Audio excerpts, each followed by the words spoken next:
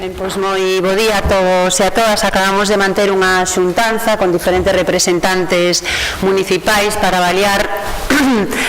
o impacto dese, vamos a chamarle así entre aspas, plans de transporte, porque o certo eu creo que non merece esa categoría despois de que esta, digamos, redeseño das liñas e do transporte escolar que fixo apresuradamente a Xunta de Galiza pois leve aproximadamente un mes de implantación. E o que vemos é que este foi un plan que naceu sin saber exactamente que o que quería facer,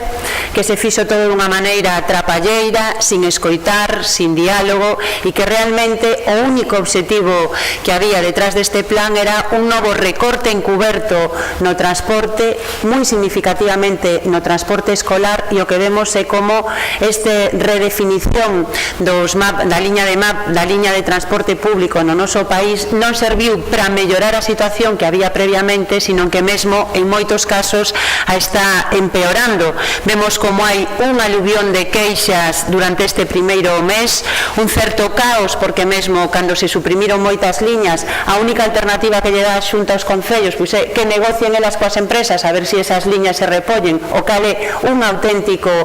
disparate. E mesmo vemos pois como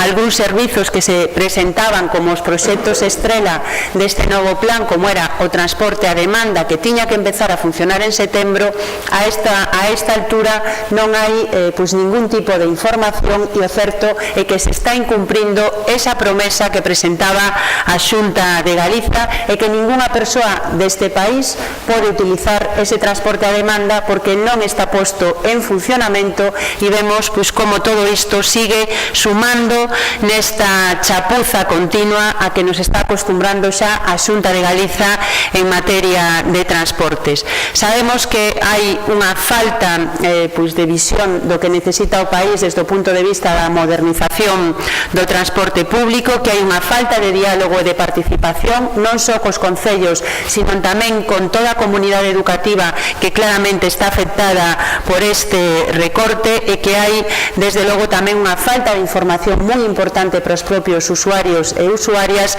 e os propios concellos, que a nos parece que é pois moi preocupante. Ao longo deste mes vimos coñecendo como houbo numerosas irregularidades na posta en marcha deste plan, desde cambios nas concesións, incumprimento dos pregos e das ofertas presentadas, a non realización de servizos ofertados, o cobro de tarifas abusivas, non se puxo en funcionamento o transporte a demanda, e seguimos vendo como o escurantismo e a ocultación de información pois é a carta de presentación que ten a Xunta de Galiza nesta materia.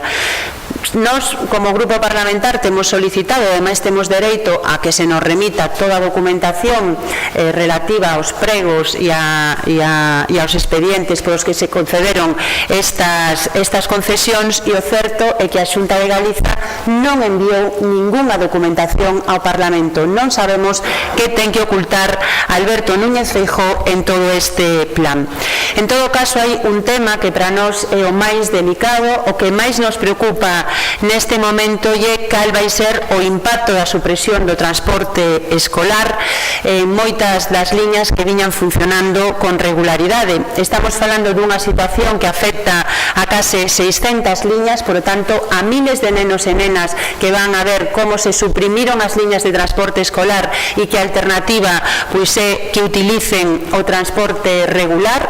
Nós creemos que este é un paso atrás, un recorte no transporte público que non aceptamos, non entendemos porque hai nenos e nenas de primeira e nenos e nenas de segunda, e ademais a propia Xunta de Galiza, coa xestión nefasta que está facendo deste cambio, o único que contribúe é pois a crear alarma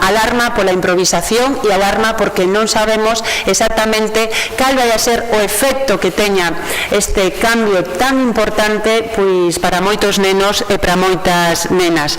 Falamos de improvisación porque vimos vimos como a finais de curso se lle enviaba unha circular a todas as empresas de transporte dicindo que no caso de que un pai ou unha nai non acudira na hora en que estaba prevista a chegada a parada, o autobús só podía esperar 5 minutos e, por lo tanto, ese neno e esa nena tiña que continuar no autobús. Vimos despois como en agosto se mandaba unha instrucción na que decían tamén que en caso non de que houbera algún risco para o alumnado, quen tiña que prohibir o acceso ao autobús pois era o propio conductor, conductora e os acompañantes, que non teñen ningún tipo de autoridade. E o último, vamos a decir, acto nesta grande chapuza na xestión deste plan, pois é que agora nos din que a Garda Civil vai a dedicarse a inspeccionar todos os autobuses de liñas regulares, cando sabemos xa en primeiro lugar que nin tan siquiera hai efectivos para poder facer nada desto. En todo caso, o que está facendo a Xunta é poñendo foco en que é un erro a eliminación e a supresión do transporte escolar, e nos imos a iniciar un traballo desde a base, falando coas AMPAs en colaboración cos concellos, para reclamar que a Xunta de Galiza dea marcha atrás na supresión de case 600 liñas de transporte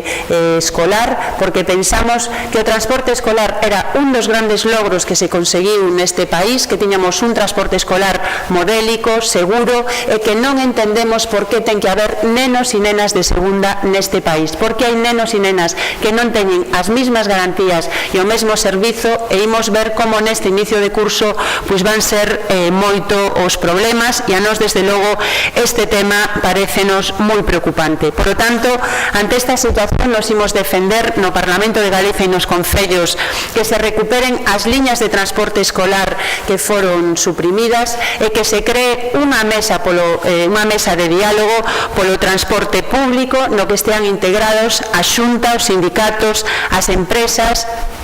a comunidade educativa, os propios concellos, que sexa un espazo onde realmente se deseñe unha política de transporte moderna que responda ás necesidades que ten este país, as necesidades do urbano, as necesidades do periurbano e as necesidades do mundo rural, que teña unha perspectiva integral, porque non podemos falar só do transporte regular por estrada, senón que para poder facer unha política de transporte hai que pensar que neste país se pode utilizar o transporte de ría, que temos